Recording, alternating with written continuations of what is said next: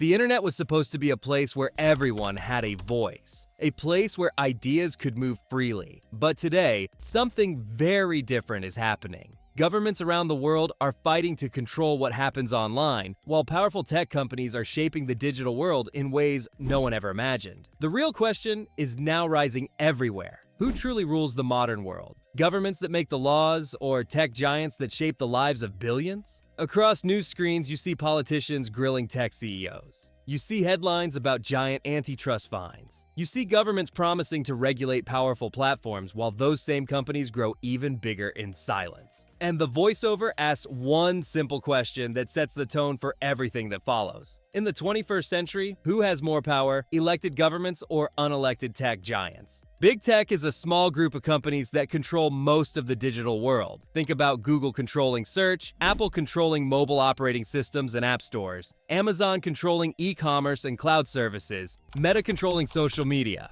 TikTok shaping entertainment and culture, and X redefining public conversation. These companies make decisions that affect billions of people every day. Their platforms decide what we see, what we buy, what we talk about, and even what we believe. Because of their size and influence, many experts call them semi-sovereign actors. They operate across borders, hold massive amounts of data, and sometimes even negotiate with governments like countries do. The story of how big tech became this powerful begins very simply. Most of these companies started in garages, dorm rooms, and tiny offices. They grew fast because early internet laws were weak and governments did not understand technology. The famous Silicon Valley motto was, "Move fast and break things." And that is exactly what happened. Tech companies move faster than regulators. They experimented with new features and business models without anyone stopping them. The real rocket fuel came from data. As more people use the internet, tech companies realized something huge. Every click, every search, every photo, every message, every location update was valuable.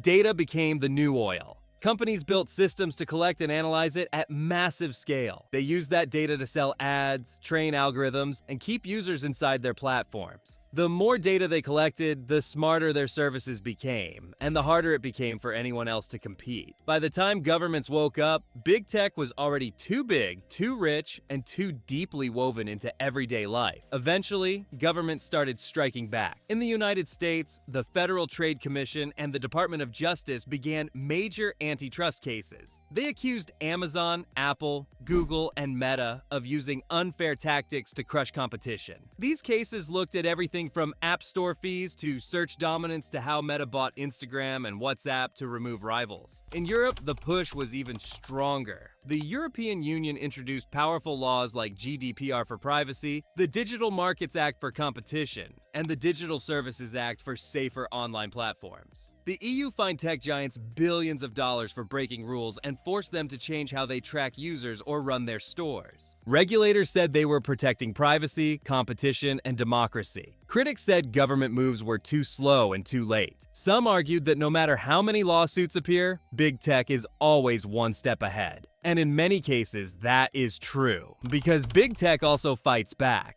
These companies spend huge amounts of money on lobbying around the world. They hire teams of lawyers, policy experts, and researchers to influence or slow down regulations. They promote ideas like self-regulation, ethics committees, and advisory boards to show that they can manage their own power. And sometimes they even threaten governments. When Australia and Canada demanded fair payment for news content, platforms responded by blocking or limiting news on their apps. In India, the company behind X argued with the government over content removal orders. In several countries, platforms warned they might shut down services if regulations became too strict. Before we continue, here's the mid-video call to action. Tell us in the comments if you trust governments more or big tech more. Type your country and one word, government or big tech. But now a new battlefield has appeared, and it is even bigger than search, social media, or e-commerce. Artificial intelligence. AI is now at the center of a global power struggle. Big tech companies are building large models and cloud systems that require gigantic amounts of computing power.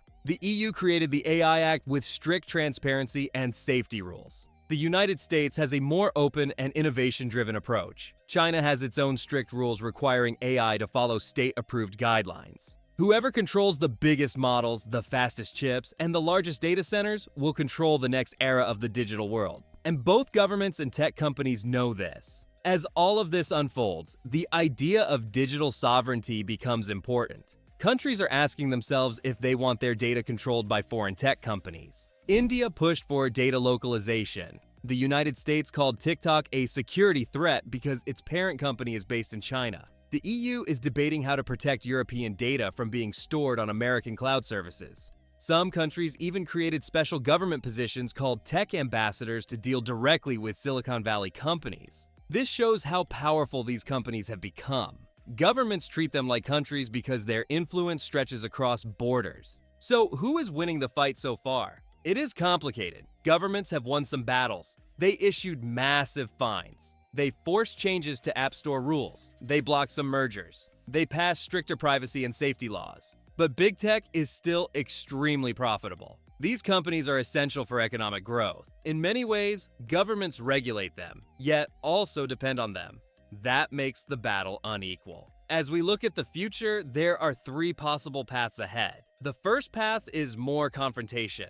Governments might force breakups, bans, or tougher regulations. You may see more investigations and attempts to break monopolies. The second path is co-governance. Governments and platforms might work together on rules for AI, digital identity, online safety, and content moderation. This would look like shared responsibility instead of war. The third path is regulatory capture. This happens when big tech influences the rules so completely that regulation exists only on paper. Companies appear to follow the law, but they still control the system behind the scenes. At the center of it all are ordinary people. People who are tired of surveillance from both governments and corporations. People who want technology that helps, not harms. So here is where we leave you with the final line. In the end, this is not only a battle between big tech and governments. It is a battle over who will protect the rights, choices, and freedoms of the people living inside the digital world. If you found this video helpful, make sure you like the video and subscribe to the channel for more deep dives into the systems that shape our future.